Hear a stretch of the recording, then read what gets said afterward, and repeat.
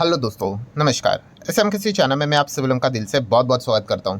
दोस्तों, इस वीडियो में हम लोग बात करने वाले बहुत ही ज़्यादा इंपॉर्टेंट टॉपिक के बारे में। अभी इंपॉर्टेंट टॉपिक मतलब क्या? देखिए, रिसेंटली हम लोगों ने बजट देख लिया, ठीक है। और मतलब देखिए, इसके पहले भी काफ़ी बार हम लोग बजट देख चुके हैं, इसमें कोई बड़ी बात नहीं है। साल में एक बार बजट तो आ ही जाता है, ठीक है। ये इलेक्शन वाला पीरियड था, तो इसलिए हम लोग को एक इंटरिम बजट देखने को मिला। इलेक्शन हुआ एंड उसके बाद फुल फ्लेजेड बजट देखने को मिला, तो 5 साल में एक बार ऐसे भी बजट देखने को मिल जाता है। बट इस बजट की अगर हम लोग खास बात करें तो ये एक ऐसा बजट रह चुका है अभी तक का कि जिसकी चर्चा अभी भी जारी है, ठीक है। और मतलब काफ़ी सारे सरप्राइजेस हम लोग को देखने को मिले थे, किसी ने कल्पना भी नहीं की थी ऐसी चीज़ें हम लोग को इस बजट में होते हुए देखने को मिली। एंड खास करके ये बजट की चर्चा क्यों ज़्यादा है? क्योंकि मिडिल क्लास की अगर हम लोग बात करें, ठीक है, उनके ऊपर काफ़ी ज़्यादा ये बजट हम लोग को इम्पैक्टेड होते हुए देखने को यहाँ पे मिल चुका है। एंड थोड़ा सा अगर हम लोग बात भी करें तो नेगेटिव इम्पैक्ट काफ़ी हद तक हम लोग को देखने को यहाँ पे मिल चुका है, टैक्सेशन की फॉर्म की अगर हम लोग बात करें तो। सो डेफिनेटली इसीलिए इस बजट की चर्चा अभी भी आज भी हम लोग को जारी रहते हुए देखने को यहाँ पे मिल रही है। सो टैक्स ये एक ऐसा फॉर्म था इस बजट का, ठीक है। हर कोई उल्टा उम्मीद कर रहा था कि कुछ तो राहत मिलनी चाहिए करके, ठीक है। बट यहाँ पे तो हम लोगों को टैक्सेस बढ़ते हुए देखने को यहाँ पे मिल गए। एंड इसके बाद आप लोगों ने देखा ही होगा सोशल मीडिया एंड हर जगह पे काफ़ी ज़्यादा गुस्सा हम लोगों को लोगों के बीच में देखने को यहाँ पे मिल रहा है। सो डेफिनेटली बजट जैसे ही हो गया तो यहाँ पे हम लोग को इंटरव्यू स्टार्ट होते हुए देखने को मिल गए। सो डेफिनेटली निर्मला सीतारमण जी की अगर हम लोग बात करें, उन्होंने काफ़ी इंटरव्यूज़ दिए हैं, प्रेस कॉन्फ्रेंसेस यहाँ पे दिए हैं और उनको काफ़ी तीखे सवाल भी पूछे गए, ठीक है, जो कि एक अच्छी बात है, जो कि होना ही चाहिए। एंड इसी से रिलेटेड ये जो Q&A था, उसी से रिलेटेड उन्होंने जवाब भी कुछ यहाँ पे सामने रखे हुए हैं। सो डेफिनेटली इससे हम लोग को कुछ चीज़ें समझ में यहाँ पे आ जाती हैं। प्लस उसी के साथ साथ देखिए, कैसा होता है कि कोई भी डिपार्टमेंट की अगर मैं बात करूँ ना, उस डिपार्टमेंट में एक व्यक्ति नहीं होता है। बजट की अगर हम लोग बात करें तो सिर्फ निर्मला सीतारमण जी अकेले बजट प्रिपेयर नहीं करती है, उनके पास बहुत बड़ी टीम होती है, ठीक है। फाइनेंस सेक्रेटरीज भी यहाँ पे होते हैं, बहुत सारे लोगों के एडवाइजेज होती है, काफ़ी लंबी चौड़ी टीम होती है। वो सब कुछ डिटरमाइन करके यहाँ पे मतलब बजट प्रिपेयर यहाँ पे कर लेते हैं। और ये हर डिपार्टमेंट में होता है। जैसे कि अगर मैं बात कर लेता हूँ आरबीआई से रिलेटेड भी हमें लगता है कि शक्तिकांता दास जी अलग अकेले ही डिसाइड करते होंगे कि रेट कट होगा या नहीं होगा। तो ऐसा नहीं भाई, एमपीसी की बैठक होती है, उसमें मेंबर्स होते 6, वो डिसाइड करते हैं। तो वैसे ही अगर हम लोग यहाँ पे बात करें दोस्तों, तो वहाँ पे भी जो फाइनेंस सेक्रेटरी है, उन्होंने जो बात यहाँ पे बोली है, मतलब काफ़ी चौंकाने वाली बात यहाँ पे है, वो भी मैं आप लोगों के सामने यहाँ पे ज़रूर रखूंगा। तो चलिए एक एक पॉइंट को अभी हम लोग आसान भाषा में कवर करेंगे। अननेसेसरीली जो पॉलिटिक्स से रिलेटेड टॉपिक्स है उसको हम लोग कट करेंगे। प्लस बजट के साथ साथ अगर हम लोग बात करें तो सदन में, पार्लियामेंट की बात करें, संसद की बात करें, तो वहाँ पे क्या चीज़ें यहाँ पे सामने आई हुई है उसको भी ज़रा गो थ्रू करने की कोशिश करेंगे। सबसे पहले निर्मला सीतारमण जी को पूछा गया किस चीज़ के चलते? जीएसटी के चलते, कि मैम आपने तो यहाँ पे जीएसटी की बात की थी कि वन नेशन वन टैक्स करके। एंड जीएसटी की लाने का सबसे बड़ा उद्देश्य भी यही था कि पेट्रोल डीजल जैसी चीज़ों को भी जीएसटी के अंडर लाया जाएगा, बट अभी तक तो हुआ नहीं। तो निर्मला सीतारमण जी ने इस सवाल का जवाब यहाँ पे क्लियर कर दिया है कि हम लोग ऑलरेडी यहाँ पे क्या है, पेट्रोल डीजल को जीएसटी के अंडर लाने के लिए रेडी है, इफ़ स्टेट गवर्नमेंट अगर यहाँ पे एग्री हो जाता है तो, ठीक है। तो ये एक पॉइंट उन्होंने फिलहाल तो निर्मला सीतारमण जी ने सामने रखा हुआ है, जो कि हम लोगों को यहाँ पे पता ही है। सो स्टेट तो इसको विरोध करेंगे ही करेंगे, ठीक है, क्योंकि अगर जो कलेक्शन है वो सेंट्रल गवर्नमेंट के पास चला गया तो स्टेट को वापस पैसा यहाँ पे मांगना पड़ेगा एंड उसमें वापस पॉलिटिक्स हो जाएगा। सेम स्टेट में अगर सरकार रहेगी तो इनको ईजिली पैसे मिल जाएंगे, नहीं रहेंगी तो उनको कम ज़्यादा मिलेंगे एंड सो ऑन, बहुत सारी चीज़ें चलती रहती हैं। एंड वैसे भी अगर देखा गया तो सरकार किसी की भी बने, ये मेरा पर्सनल ओपिनियन है, ऐसा मुझे लगता है, किसी की भी बने, ABCD XYZ किसी की भी बने, ठीक है, जीएसटी के दायरे में पेट्रोल डीजल को लाना काफ़ी मुश्किल यहाँ पे हो सकता है, ठीक है। एक पूरा सेक्टर ही खतरे में भी आ सकता है, ऐसी चीज़ें भी हो सकती है। तो इसके ऊपर पॉलिटिक्स तो चलेगा बट कोई सोल्यूशन नहीं निकलेगा, ऐसा मेरा तो पक्का मानना है, ठीक है। तो ये एक पॉइंट उन्होंने सामने रखा हुआ है कि हम तो रेडी है, सेंट्रल गवर्नमेंट तो रेडी है, बट स्टेट गवर्नमेंट ने अगर हमें हरी झंडी दिखा दी तो ही हम लोग क्या करेंगे, पेट्रोल डीजल को जीएसटी के अंदर लेके आएंगे। तो चलो ये तो नॉर्मल सी बात हो गई। अभी आ जाते हैं एकदम ही इंपॉर्टेंट चीज़ की ओर, जो कि था बजट से रिलेटेड टैक्सेस के बारे में सवाल। टैक्सेस मतलब काफ़ी सारी चीज़ें हम लोग को बदलती हुई देखने को मिले। टैक्स में भी कौन सा?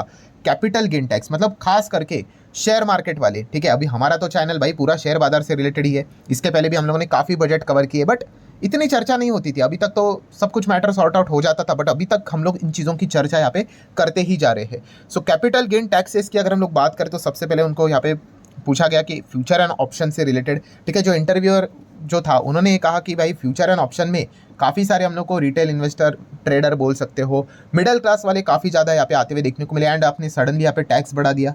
तो निर्मला सीतारमण जी ने ये कहा है कि भाई ऐसी कोई बात नहीं, मतलब उनका इंटरव्यूअर का पूछने का तरीका ये था कि क्या मिडिल क्लास के लिए मतलब क्या यहाँ पे फ्यूचर एंड ऑप्शन बना नहीं है क्या, कि आपने सडनली उनकी एंट्री, उनके वॉल्यूम बढ़ गए तो इसलिए आपने यहाँ पे टैक्स यहाँ पे बढ़ा दिया। तो निर्मला सीतारमण जी ने यहाँ पे आंसर दिया कि नहीं भाई, मिडिल क्लास भी फ्यूचर एंड ऑप्शन में यहाँ पे रह सकते हैं, यहाँ पे डेफिनेटली यहाँ पे रह सकते हैं, कोई दिक्कत की यहाँ पे बात नहीं है। बट येस कि यहाँ पे फ्यूचर एंड ऑप्शन की बात करें तो ये काफ़ी रिस्की है, ये पॉइंट उनको पता है यहाँ पे होना चाहिए। एंड टैक्स भी हम लोगों ने जो बढ़ाया है वो पॉइंट से ही बढ़ाया है, ठीक है। ये एक्सप्लेनेशन उन्होंने तो एफएनओ से रिलेटेड जो टैक्स इंक्रीज किया है वो सामने उन्होंने तो यहाँ पे रखा हुआ है, ठीक है भाई।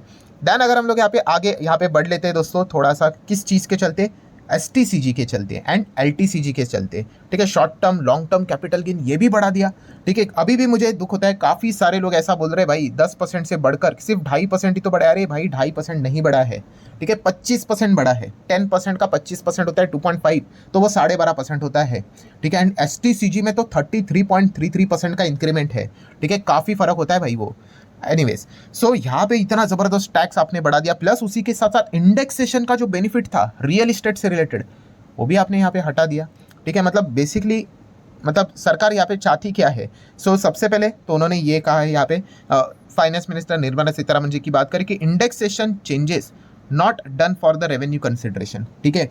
मतलब क्या है, तो उनका कहने का तरीका ये था कि ये जो सारी चीज़ें हम लोग को होते हुए देखने को यहाँ पे मिल रही है कि 12.5% के आसपास यहाँ पे कैपिटल गेन के और यहाँ पे सारी चीज़ें हम लोग को आते हुए देखने को मिल रही है, रियल इस्टेट से लेकर एलटीसीजी से लेकर सारी चीज़ें। तो उनका कहने का तरीका ये कि हम लोग टैक्स को सिंप्लीफाई करना चाहते हैं, आसान करना चाहते हैं, तो इसीलिए हम लोगों ने ये सारा एक्टिविटी यहाँ पे करके रखा हुआ है। तो ये उनका सवाल का जवाब था। फाइनेंस मिनिस्टर निर्मला सीतारमण जी ने ये पॉइंट फिलहाल तो सामने रखा है और उन्होंने यही कहा कि आप ही तो यहाँ पे डिमांड करते थे कि सिंपल करो, टैक्स इतना कॉम्प्लिकेटेड क्यों है, गोल्ड के ऊपर अलग, रियल इस्टेट के ऊपर अलग, इक्विटी से रिलेटेड अलग। तो अभी हम लोग इसको सिंप्लीफाई करते हुए देखने को यहाँ पे मिल रहे हैं, तो धीमे धीमे करके सारी चीज़ें आपको ऑलमोस्ट सेम होते हुए देखने को यहाँ पे मिल जाएगी। ये सवाल का जवाब उन्होंने यहाँ पे दिया था।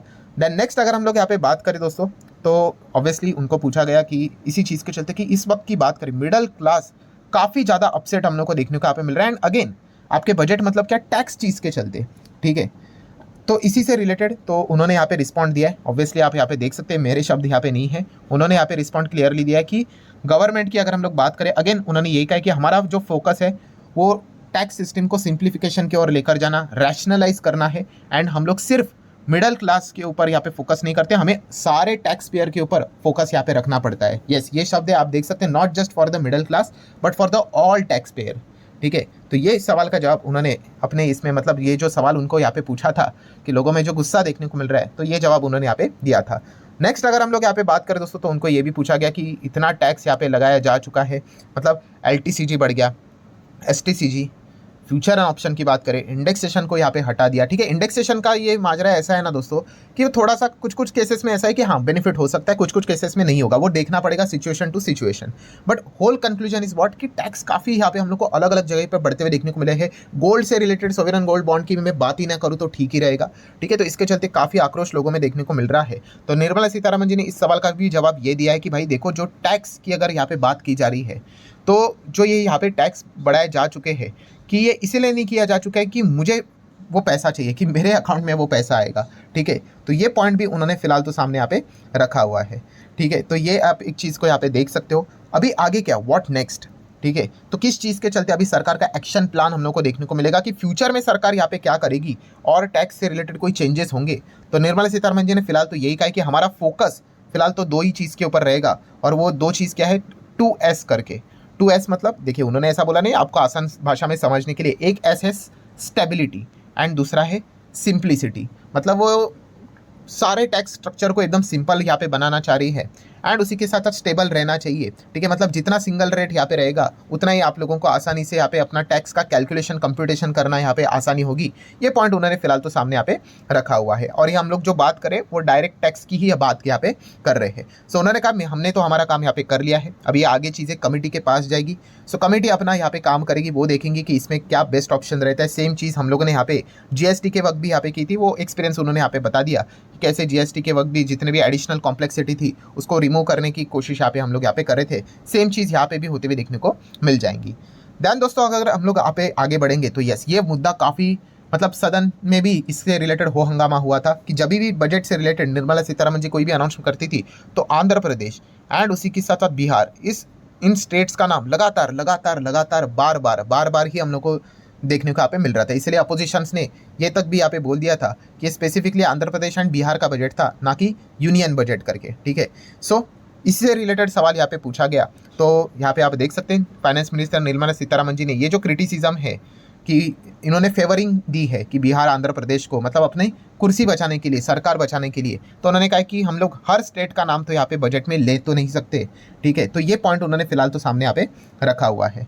देन अगर हम लोग यहाँ पे आगे बढ़ेंगे, जैसे आपको बताया कि पार्लियामेंट में भी इससे रिलेटेड हम लोग को हंगामा होते हुए देखने को मिला। पॉलिटिक्स की चीज़ें, हलवा सेरेमनी में क्या हुआ उसको हम लोग स्किप यहाँ पे कर देते हैं। बट जो अभी अपोजिशन के लीडर हम लोग को देखने को मिल रहे हैं, जो कि हम लोग को 10 साल के बाद मिलते हुए देखने को मिल चुके हैं, जो कि राहुल गांधी, आप सभी लोगों को पता ही है। सो उन्होंने भी कहा है कि यहाँ पे जो बजट देखने को मिला है 2024, उसका सिर्फ एक ही एम यहाँ पे रहा है कि जितना हो सके बड़े बिजनेसमैन की मोनोपोली यहाँ पे कैसी बरकरार रहे और इसको और कैसे मजबूत किया जा सके, इसी के ऊपर ये बजट हम लोग को देखने को यहाँ पे मिल चुका है। सो ये भी क्रिटिसिज्म या फिर कह सकते हैं जो अपोजिशन लीडर है राहुल गांधी, उन्होंने लोकसभा में इस पॉइंट को, मुद्दे को आज के दिन सामने यहाँ पे रखा हुआ है। देन दोस्तों फाइनल पॉइंट को यहाँ पे कवर कर लेते हैं। एंड फाइनल पॉइंट लिटरली चौंकाने वाला है, ठीक है। ये कोई ऐसी उड़ती उड़ती रिपोर्ट की खबर नहीं है, ऑफिशियल खबर ही यहाँ पे है कि फाइनेंस सेक्रेटरी ऑफ इंडिया की अगर हम लोग बात करें, ठीक है, तो फिलहाल हम लोग को फाइनेंस सेक्रेटरी कौन यहाँ पे देखने को मिल रहे हैं, तो आप यहाँ पे देख सकते हो टी.वी. सोमनाथन जी, ठीक है।